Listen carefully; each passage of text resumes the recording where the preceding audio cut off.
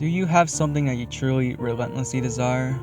Despite your state of life, is there something else that you will go completely to the end of the world to get? Well, lucky for you, there's a way to achieve what you're looking for, and you won't need to go to the end of the world to get it. But you will need to go somewhere, and the place may be too out of reach for some. It's not far away, closer than one may believe, but there's requirements that some individuals may not possess. First, whatever it is that you seek, know that you must seriously desire what you want. In your eyes, it should be something you need.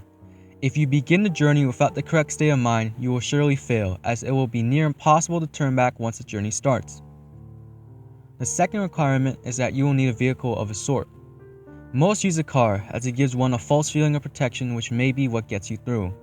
There have been a select few that have used small motorized vehicles, such as an ATV or motorcycle, but this has proven to be quite difficult as the conditions of the journey can prove to be too bothersome even during its early stages. Do not use a vehicle too large and noticeable, as you will need some of the cover at night to be most safe. Also, while any sort of car will do, you may not want to choose the most expensive or cherished vehicle. You can take your slick new black Mercedes for a drive if you like, but don't expect it to come out in a pristine state. Make sure your vehicle is completely fueled before beginning the drive. The first task to accomplish is to locate the road. It doesn't have a name, it's not on the map, and technically, it doesn't even exist. It will only show up if you're looking for it at the right time, and you will only spot it if you know what to look for. Finally, you must be alone during the journey. You didn't think you'd be able to go with a group, did you? It must be night when you begin. Choose the time of the night where you believe the roads are the least populated. Drive to any area that is just a stretch of road surrounded by woods. Here is where you want to start paying close attention. If you're looking for the road, it will turn up eventually, but you need to search for the road's hint in order to pull down the right one. Once you're close, you will see or feel the signs, but what the signs will be will depend on what it is you desire. For example, if you're in search of wealth, you may spot shimmers on the empty branches of trees, as if they resembled the shine of gold or diamonds. If you seek love, you may begin to see rose petals slowly dance in the light breeze, blowing in the road's direction. If you seek revenge, you might sense an ever-growing feeling of heat or anger in your body as you approach. Just know what it is you really want, and you'll have no problem finding the turn. Once you're sure you found a revealed road, take a deep breath and turn down onto it. At this point, you have officially started down the nameless road which brings you through 11 miles, leading to whatever it is you seek. Each mile will test your desire, and will expose if you really do want what you're searching for. Before you go any further, stop the car and be wary of a few warnings. Do not turn on the radio during the drive. Do not use a phone during the drive. Reception will be cut off anyway. Do not open the windows during the drive. Make sure they are closed before you continue. If you are riding a vehicle without windows or a top, then prepare for the worst, as the odds are heavily against you. Do not attempt to leave your vehicle at any time. You'll never want to exceed 30 miles per hour unless you're desperate to make it through a section of the road. And most importantly, as with any drive, buckle up. Feel free to prepare and make sure you're ready. Once the road has been entered, time has stopped, so you don't need to worry about losing the night. Though you may not notice, you're not actually in your own world anymore. Take one last moment to realize that once the first mile is over, there is no turning back. If you ponder turning back at all, know that you shouldn't even be on the journey in the first place. Once all is done, start continuing on the road. On the first mile, you won't see much change. The road passes through mostly woods, with a few miles being an exception. The air will turn a bit colder, in which you should turn on your heating system if the vehicle has one. You won't want to take your eyes off the road later. Take some time to calm any uneasiness by admiring some of the night sky. You'll see it completely lined with stars, more than what you would ever believe possible. If the weather was cloudy beforehand, you'll also notice that the sky is now clear. On the second mile, the air will become even colder. This is primarily the reason why traveling in an open vehicle is very difficult. With each mile, the air will drop in temperature even if the season will be warm. If the air is too cold to bear, even with the heat on, your only option is to speed up. With each mile, the road also becomes more complex, taking more turns and showing an increasing amount of road hazards. Be sure to always keep focus on the road in front of you in order to avoid as many bumps or obstacles as possible. Hitting a few rocks and potholes won't hamper your progress too much, but you'll want to keep in the best condition for as long as possible. If your vehicle is forced to a stop because of damage, then there's nothing left you can do but eventually freeze to death. On the 3rd mile, you may begin to spot silhouettes of human figures in the linings of trees. Pay no attention to them, even if they seem to get closer. It will be hard to resist peeking at their unnerving, distant appearance, but know that they will reveal themselves later. At this mile, the road will become dirt if you weren't driving on it in the beginning.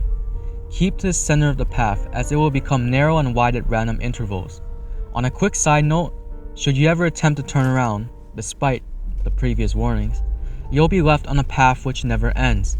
You would simply run out of fuel eventually, and be left to freeze in the cold conditions. On the 4th mile, you will not only see more of the figures, but you will begin to, in a sense, hear them. In the back of your head, a very faint, unintelligible whisper will echo. These will come and go, but you can't stop them.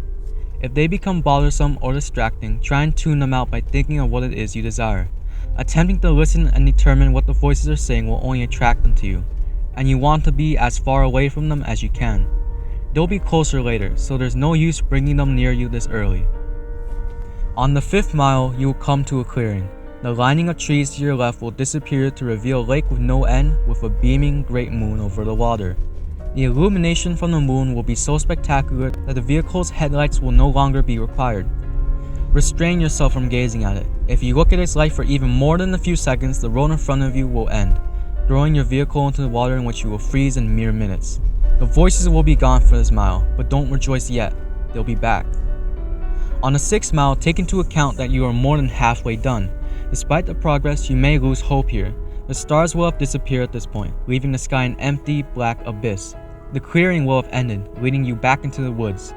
The only light you will have will be provided by your vehicle's headlights, but they will flicker from time to time even if you're sure they're in perfect working order. If you have a radio in the vehicle, it will turn on here automatically. If you didn't turn it off beforehand, it will produce an overwhelming screech that will send you off the path. A calm voice will then begin to speak about your greatest fears, whatever horrors you experienced in your life. It will speak in a way that will cause you to visualize its words in your mind, so don't listen to it. If you begin to comprehend what it's saying, the horrors will prove too much for you to stay on the road safely. Attempting to turn off the radio will prove no use. Speed up if you need to, just keep your mind off the voice as much as you can. As you approach the end of the mile, the voice will fade out the speakers, leaving your ears at peace for now. On the 7th mile, the voices from the figures will return. They won't sound like a whisper this time, but more like distant screams, growing closer with each second. At some point on this mile, you'll hear one of them in your ear, as if one of them were right behind you. This is because one of the figures have found their way into your vehicle. Do not turn around. Their faces will shock you to a paralysis, leading you off the road. If you don't draw attention to it, it will become uninterested and hopefully leave. These beings are said to be ones who have traveled down this road before, but were not successful. They lived the remainder of their existence suffering, in the darkness, with their only goal being to bring other travelers down with them. It has been said from experience that these beings can't physically harm you, so as long as they don't cause you to wreck, you should be fine. On the 8th mile, slow down if you're going too fast. The road here takes very sharp turns, which, if overshot, will lead to throwing the vehicle into a pit through the trees. The cold is near fatal here. If you were to have a glass or bottle of liquid in your vehicle, it would be solid in seconds. The heating system will have become completely obsolete. Your headlights will flicker more, sometimes shutting off for a few seconds. You should brake if this happens, but do not completely stop. The figures will be following you at this point, and should you stop for too long, they will surround and trap your vehicle. More of their screams can be heard from outside your doors, sometimes even sounding of maniacal laughter. Your hands will claw at your windows, desperate to reach in and feel something living. Do not look at them.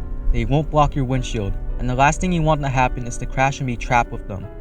If you don't make it from here, pray that it's the freezing that ends you. On the 9th mile, your vehicle will stall. The headlights will shut off, as will all other systems inside. There's nothing you can do to prevent this. What you will need to do is close your eyes and immediately attempt to restart the vehicle. Keep your eyes closed, as the figures would have surely surrounded you at this point. The starting of the vehicle will frighten them, and they will all back away temporarily. This will give you a chance to start moving forward again. If you begin to hear the windows crack from the struggle, don't lose focus. The beings can alter the vehicle, but remember that they still do not have the strength to physically affect you. You will hear nothing but their voices rampaging in your mind, as there could be anywhere between a dozen or 100 after you now. Once you start the vehicle, floor it. Floor it so long as you can stay on the path. Once the mile's done, the beings will retreat. On the 10th mile, the voices of the beings will stop. If you were to look in your rear view mirror, do not actually do this. You will see them following you, but not as if they were chasing. They are watching you as if they were seeing you off. As you go down the 10th mile, the road will be smoother as if you were back on the 1st mile. The figures will be lining the sides of the path ahead of you. They won't be after you, but they will watch you as you pass. Some have theorized that the beings are impressed here, that you have come a long way on the journey to what you desire. This is false. They are not impressed, but they are happy. They are happy you are about to approach the next mile. They are happy because you are most likely going to your death. On the 11th and final mile, everything in your vehicle will lose power, as it did on the 9th mile. The vehicle would normally be immobile, but you will still be moving. An unknown force will be pulling you forward. In the darkness, you will see a glowing red light up ahead, as if it were a light at the end of a tunnel. Close your eyes and cover them. Do whatever it takes to make sure you do not see what you are about to go through. Covering your ears would also be helpful, but keeping your eyes covered should be a higher priority. The red light is another clearing, but there's no moon or lake this time. Once it's entered, unrelenting and inconceivable noises will sound from all directions. No amount of bravery and conditioning will spare you from these sounds. The cold will turn to a merciless heat, burning all parts of the vehicle. You will feel the illusion of the flesh being burned off your bones, that every part of you is being destroyed as you travel through screams and audible suffering. As long as you keep your eyes closed and resist the urge to see where you are, you will survive through the suffering. This will last a total of 31 seconds, but many fail to keep their vision closed during that time and are left to the worst fate of the road. Where is this mile located? Those who have survived do not know. Some have named it the transmission from hell, but whether it's part of hell is debatable.